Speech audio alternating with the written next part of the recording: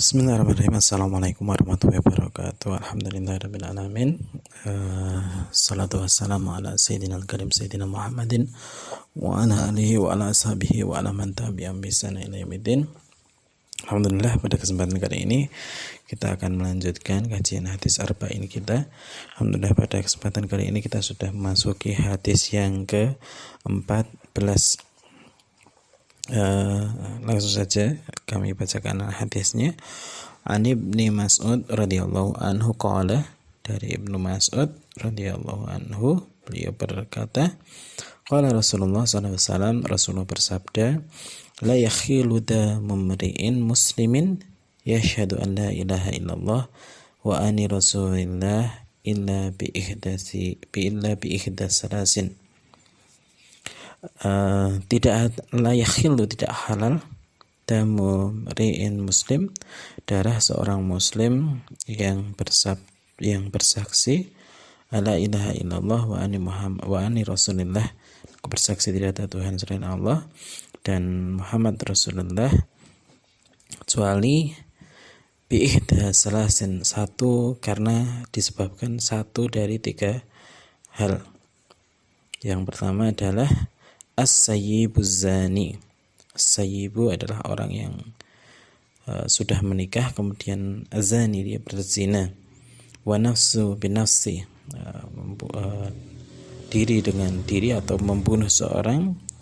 Kemudian yang berikutnya adalah wa tarikul lidinihi, meninggalkan agamanya, al-mufariqu lil jamaah, dan memisahkan diri dari jamaah.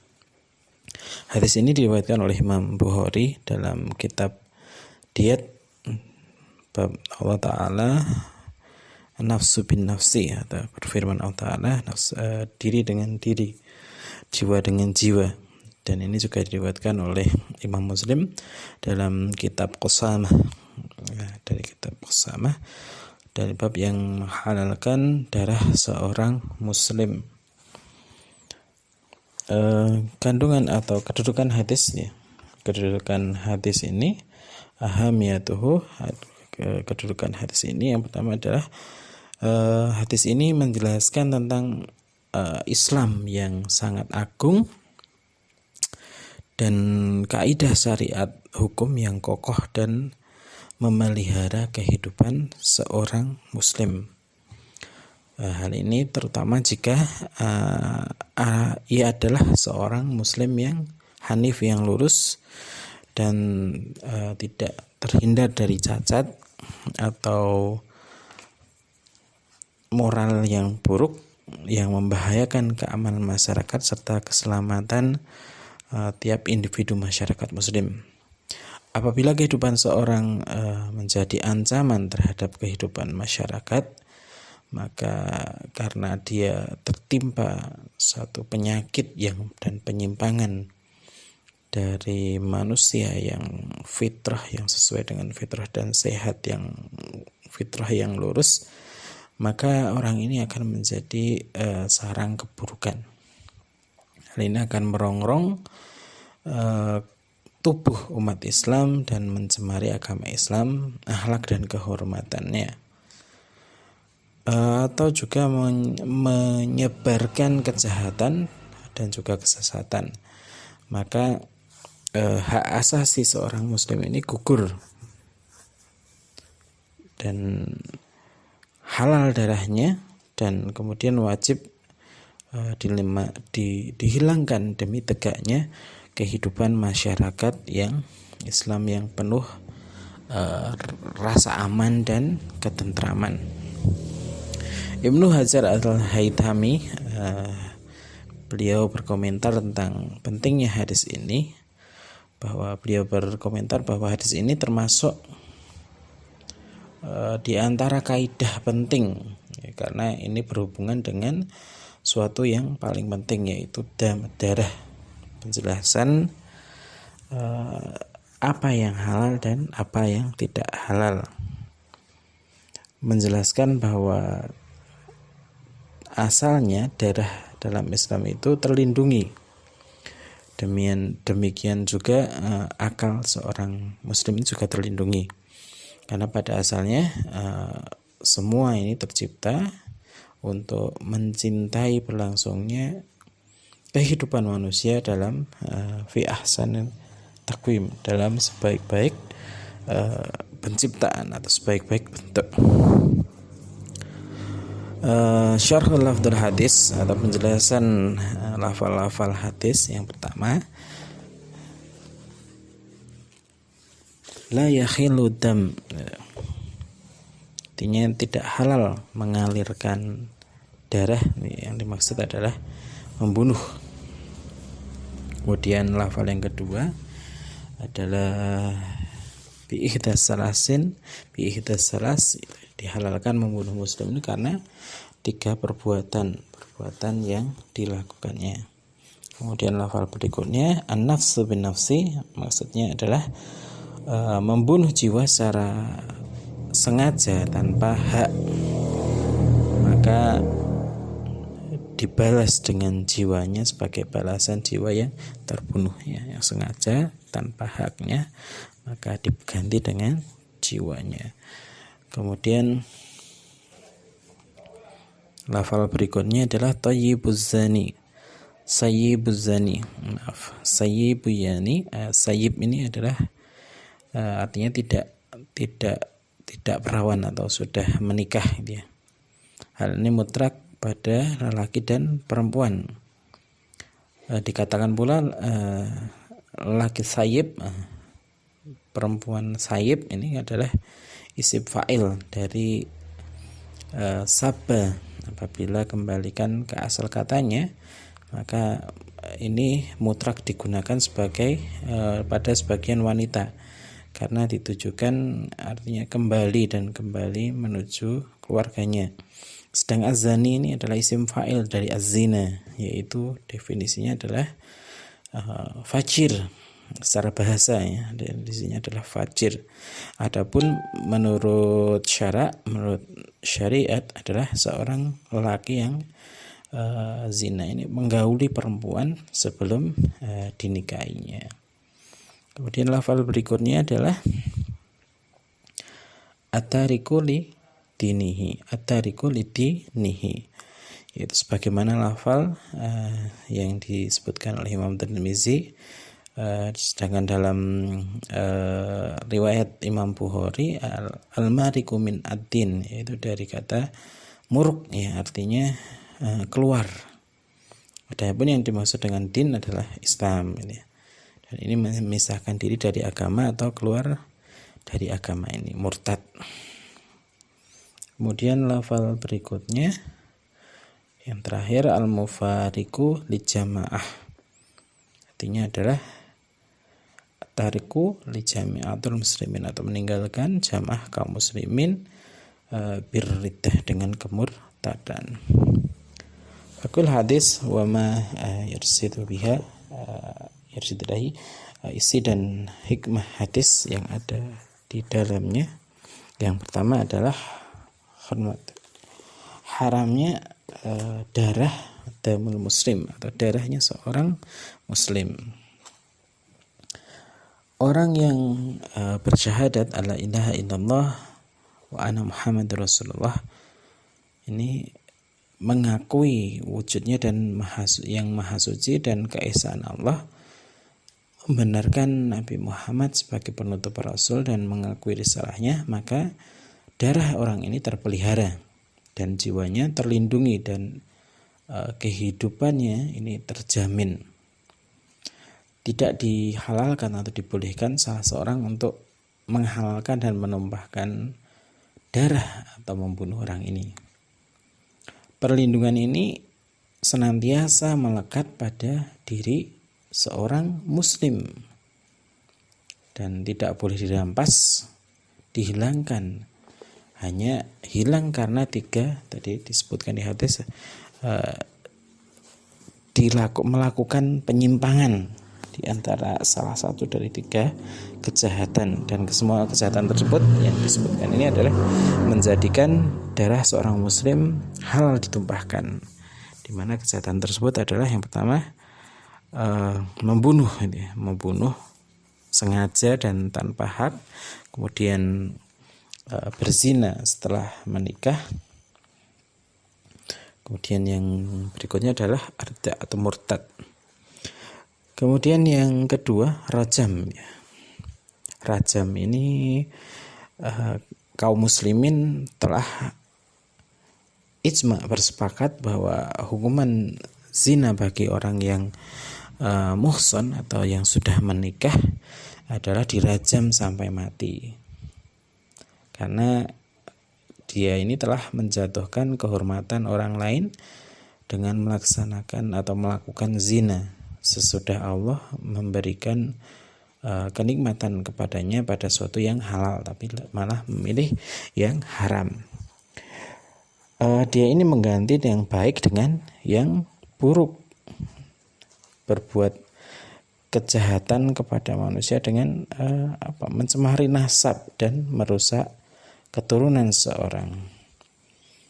Allah telah memerintahkan kepada kita untuk mengingkarinya sebagaimana yang Allah firmankan dalam surat Al-Isra ayat ke-32, di mana Allah Subhanahu wa taala berfirman, "Wala taqrabuz zina innahu kana fahisyatan wa sa'a sabilan." Dan janganlah kamu mendekati zina. Sesungguhnya zina itu adalah perbuatan yang keji dan jalan yang buruk. Muhsan ini adalah orang yang merdeka dan telah balik berakal serta pernah mengumpuli maupun dikumpuli pada kemaluan dalam pernikahan yang sah atau yang halal yang sah.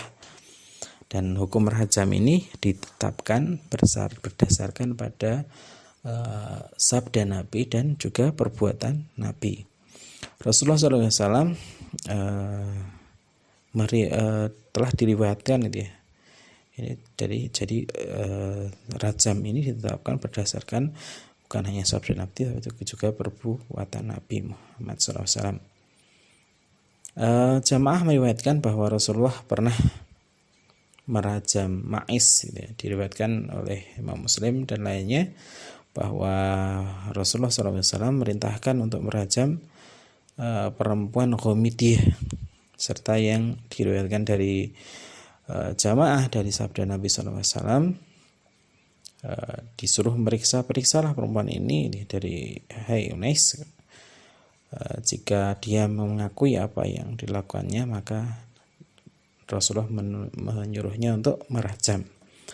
Kemudian wanita tadi periksa dan mengakui melakukan rajam, lantas Rasulullah SAW memerintahkan untuk merajam perempuan tersebut.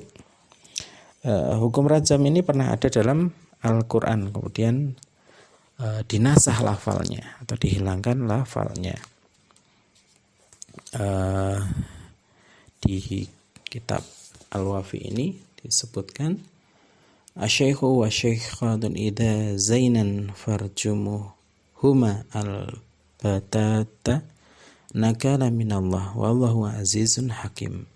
Seorang laki dan perempuan yang telah menikah apabila melakukan zina, farjumuhuma, maka hendaklah keduanya dirajam. Farjumuhuma al-batatan nakala minallah, sebagai ketetapan hukuman dari Allah. Wallahu azizun hakim, dan Allah maha kuat lagi, maha bijaksana. Imam Ibnu Abbas telah menetapkan hukum rajam dari Al-Quran dengan firman Allah Subhanahu wa taala dalam surat Al-Maidah ayat ke-15, di mana Allah Subhanahu wa taala berfirman, A'udzubillahi minasyaitonirrajim. Bismillahirrahmanirrahim.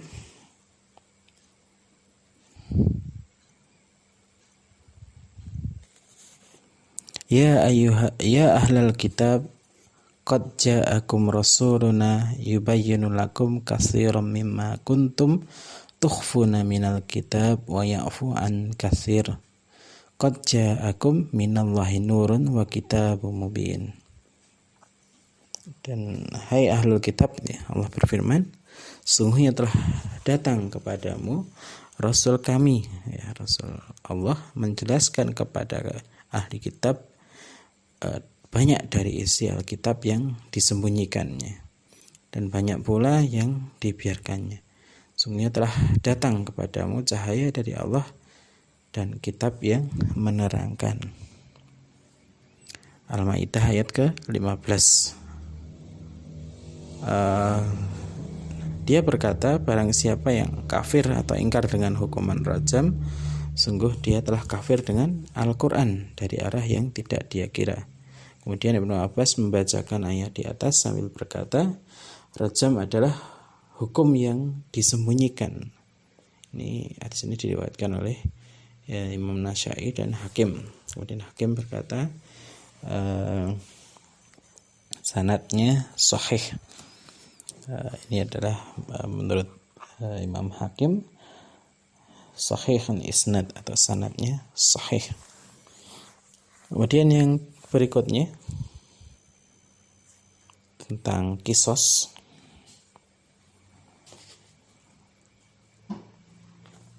Telah ijma kaum muslimin bahwa siapa yang membunuh seorang muslim secara sengaja, maka dia mendapatkan kisos, yaitu dibunuh, sebagaimana firman Allah Subhanahu wa ta'ala dalam surat Al-Maidah ayat ke-45, di mana Allah berfirman, A'udzubillahi minasyaitonirrajim.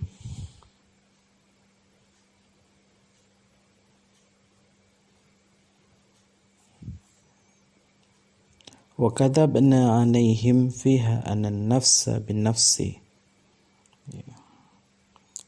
Dan Allah telah dan kami telah menetapkan terhadap mereka di dalam Taurat bahwasanya an-nafsi bin nafsi atau jiwa itu dibalas dengan jiwa. Qisas ini bertujuan untuk memelihara. Jadi tujuannya qisas ini adalah untuk memelihara kehidupan manusia, sebagaimana Allah firmankan dalam surah Al-Baqarah ayat ke-179, walakum fil qisasi hayatu ya ulil albab la'alakum tattaqun. Di dalam qisas itu adalah ada jaminan kelangsungan hidup bagimu. Allah berfirman, ya ulul albab la'alakum tattaqun, orang-orang yang berakal supaya kamu bertakwa. Seorang mukallaf dihukum bunuh ini apabila dia membunuh jiwa tanpa hak dan dengan sengaja, baik pembunuh ini adalah wanita atau lelaki maupun perempuan, dan pembunuhnya ini wanita atau laki-laki, atau yang dibunuh itu laki-laki atau perempuan, sebagaimana yang bersumber dari surat dari Amr bin Hazm dari Nabi SAW. Sungguhnya seorang laki-laki dibunuh lantaran membunuh perempuan, dan ada hadis yang sahih juga bahwa Rasulullah Muhammad membunuh seorang Yahudi yang telah membunuh seorang budak perempuan.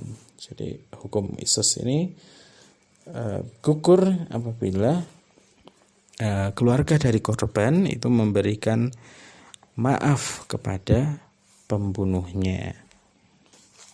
Dan para ulama telah berijma atas wajibnya qisas jika pembunuh ini dan yang dibunuh adalah sama-sama kafir. Jadi walaupun orang yang dibunuh, yang membunuh dan yang dibunuh itu adalah orang kafir, maka juga tetap wajib qisas ya. Dan para ulama berselisih pendapat ini apabila yang dibunuh itu seorang kafir yang tidak memerangi Islam atau kafir dzimmi. Ini yang dijamin keamanannya. Dan sebagian pendapat ini di antara pengikut Abu Hanifah Jadi adalah wajibnya qisas sebagai bentuk pengamalan dari keumuman dalil. Allah berfirman ini ya, jiwa dengan jiwa, dan juga sabda Nabi SAW, nafsu bin nafsi, gitu. Jiwa dibalas dengan jiwa. Dan jumhur ahli fikih, sedangkan ini ya sedangkan dari kalangan madzhab Syafi'i ya, dari madzhab Syafi'i ya, Hanabilah serta Malikiyah berpendapat bahwa seorang muslim ini tidak diqisas karena membunuh seorang kafir. Mereka berhujjah dengan hadis riwayat Imam Bukhari dan lainnya bahwa Nabi SAW tidak bunuh seorang muslim karena membunuh orang atau karena orang kafir. Mereka memandang bahwa hadis ini sebagai dalil khusus atau kekhususan dari dalil umum tentang jiwa dibalas dengan jiwa. Kemudian yang keempat, hukuman bagi orang yang murtad. Maaf, sebelumnya di sini ada wadhahaba jumhurul fuqaha, jumhur pendapat, ada jumhur ahli fikih berpendapat bahwa orang tua ini tidak dibunuh karena membunuh anaknya. Hal ini didasarkan pada riwayat dari yang sahih dari Umar bin Khattab radhiyallahu anhu. Kemudian yang keempat, ahdur rida atau hukuman bagi orang yang murtad. Nah, ini sekarang banyak sekali dia orang yang kemudian keluar dari Islam. Padahal ini ada hukumnya, hukum murtad ini ada hukumannya, ada khatnya, dan ini sudah ijma kaum muslimin. Kaum muslimin berijma tentang dibunuhnya seorang laki-laki yang murtad dan dia tetap dalam kekafirannya serta tidak mau kembali lagi kepada Islam setelah diminta bertobat. Jadi kalau dia mau bertobat maka tidak dilaksanakan. Hal ini berdasarkan dari hadis Nabi Muhammad Sallallahu Alaihi Wasallam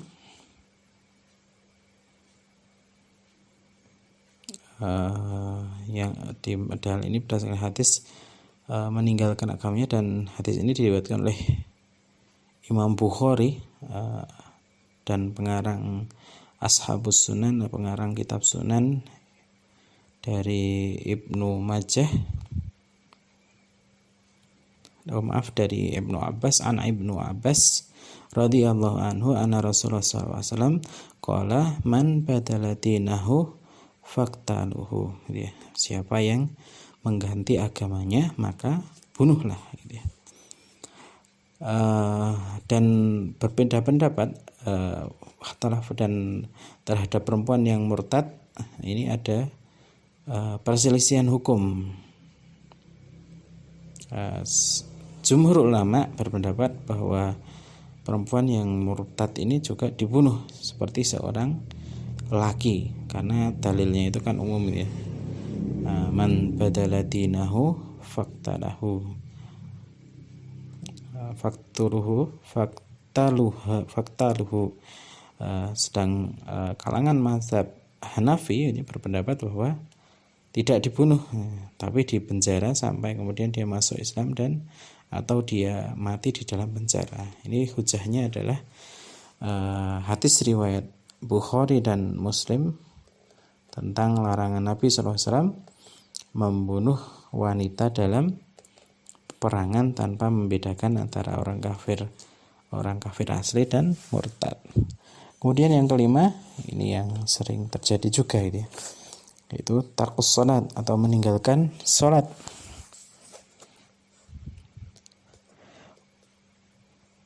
Wajma'ul muslimuna, dan kaum muslimin telah berijma orang yang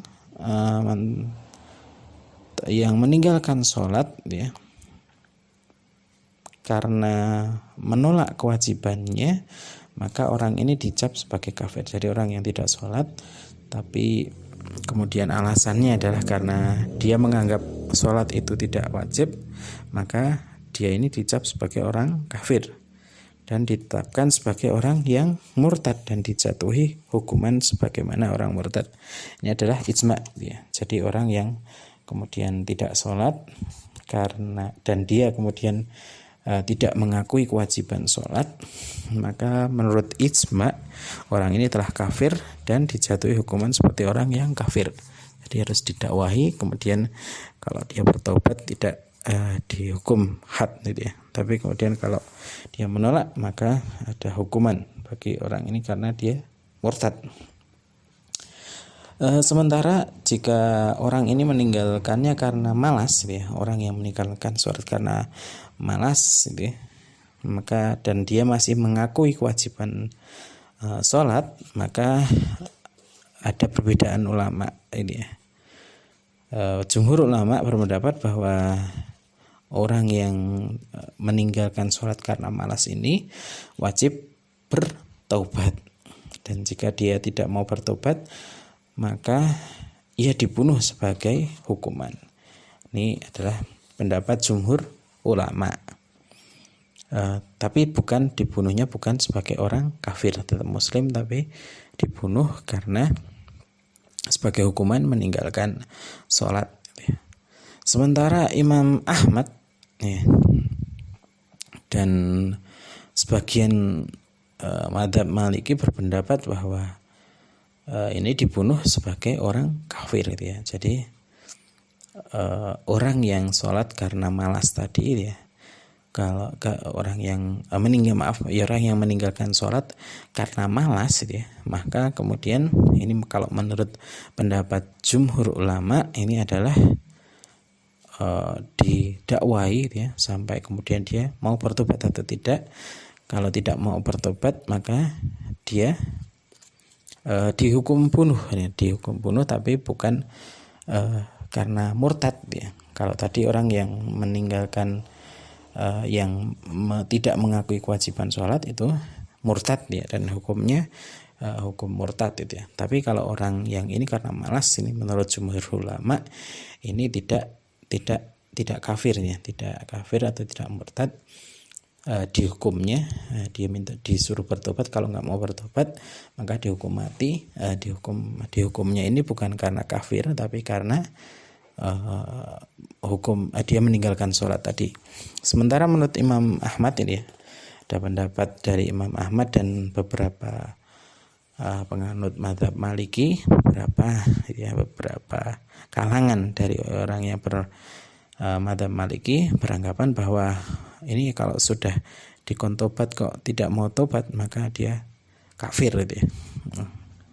Ini menurut Imam Ahmad dan sebagian dari kalangan mazhab Maliki.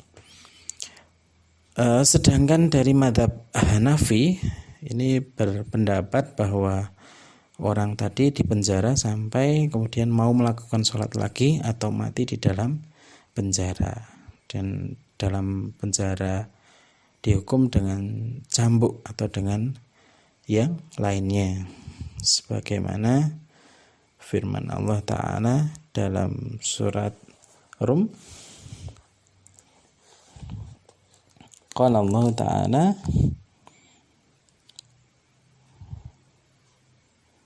fa'aqimus shalat wa la takunu minal musyrikin.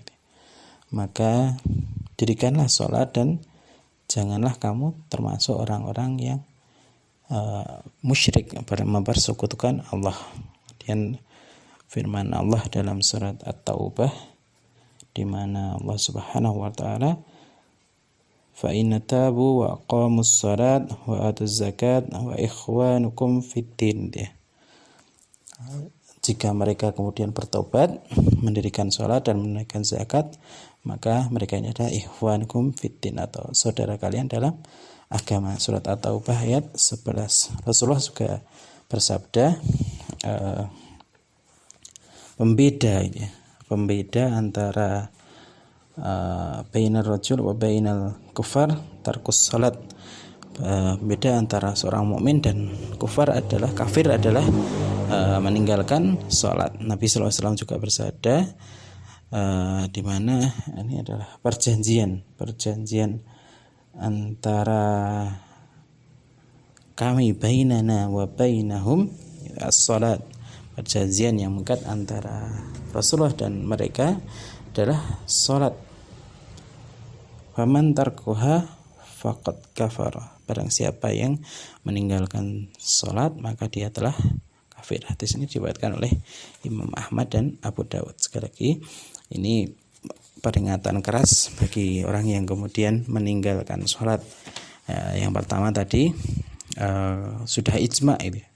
Orang muslim yang meninggalkan salat karena tidak mengakui kewajiban salat, maka ijma ulama bahwa mengatakan dia telah kafir. Kemudian kalau ada orang yang meninggalkan sholat karena malas, orang ini harus didakwai kemudian bertaubat.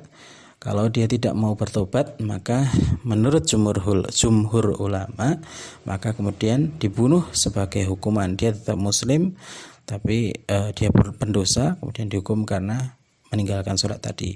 Sedangkan menurut pendapat Imam Ahmad dan sebagian dari kalangan Malikiyah, maka orang ini dibunuh atau menjadi kafir. Sudah didakwai, tapi tetap tidak mau bertobat, tetap tidak mau menjalankan sholat, tapi masih mengakui kewajiban. Ini sudah didakwai, tapi menurut Imam Ahmad dan sebagian Malikiyah ini adalah dibunuh karena kafir, ya. Jadi orang ini kafir. Sedangkan menurut pendapat mazhab Hanafi, orang ini adalah cukup dipenjara sampai kemudian dia mau sholat lagi, dan di dalam penjara juga diberi hukuman dicambuk. Jadi sekali lagi, ini peringatan bagi kaum muslimin yang mengenteng atau menganggap ringan sholat sehingga bermudah-mudah dalam meninggalkan sholat, maka ini ternyata menakutkan gitu, atau pendapat para ahli fikih ini sebenarnya ancaman yang berat gitu ya. Maka kita harus menjaga sholat kita. Kemudian yang berikutnya adalah pelaksanaan kisos dan had atau hudud yang berhak. Jadi kisos itu tidak semua orang boleh melaksanakan kisos ya. Yang berhak untuk melaksanakan kisos ini adalah wali orang yang terbunuh atau perintah dari hakim penguasa. Dan begitu pula dengan orang yang murtad dan pezina muhson ini. Ini adalah kewenangan dari hakim atau penguasa untuk melaksanakan hukum ini ya, kisos dan hudud ini. Dan apabila seorang wali mengkisos tanpa izin dari hakim, atau dia membunuh orang murtad atau pezina muhson bukan atas perintah dari hakim, maka wali dan pembunuh orang yang ditugaskan untuk mengeksekusi tersebut wajib diasingkan. Oleh karena itu, kesengajaan dan main hakim sendiri itu tidak boleh.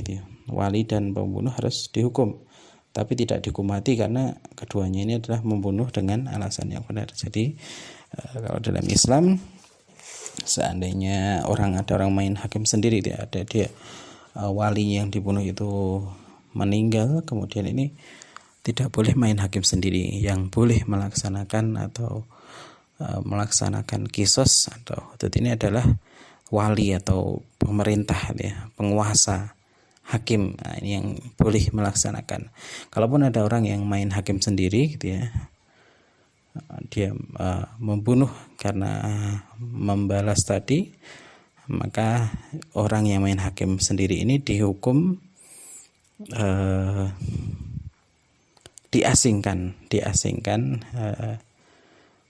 dihukum diasingkan dan tidak dihukum mati, karena ini sudah membunuh dengan haknya.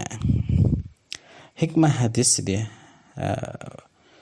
fawaid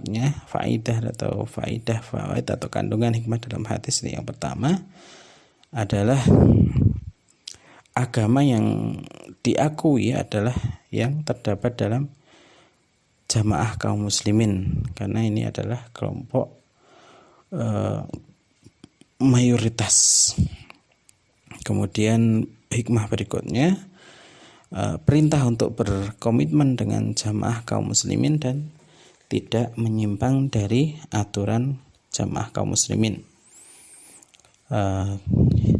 Yang berikutnya adalah ancaman 3 kejahatan dari peringatan keras dari bagi yang melakukan kejahatan, 3 kejahatan itu.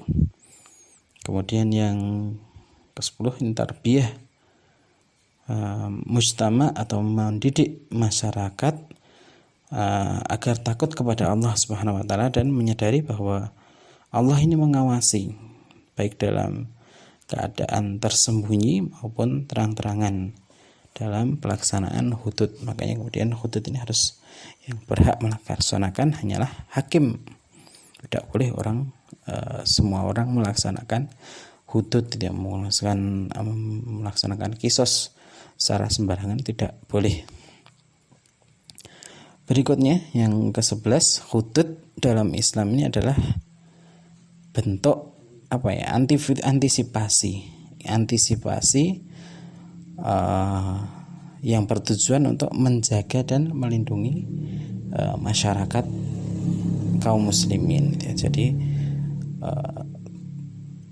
hudud, kenapa syariat ada syarat hudud, ini adalah untuk menjaga masyarakat dan melindungi masyarakat muslim. Kemudian yang terakhir, al-qisas. Ini hanya dilakukan dengan pedang. Ini menurut mazhab Hanafi. Sedangkan mazhab Syafi'i berpendapat bahwa pembunuh ini dibunuh seperti dia membunuh. Dan bagi wali boleh menggantinya dengan pedang. Ini hukum qisas ya.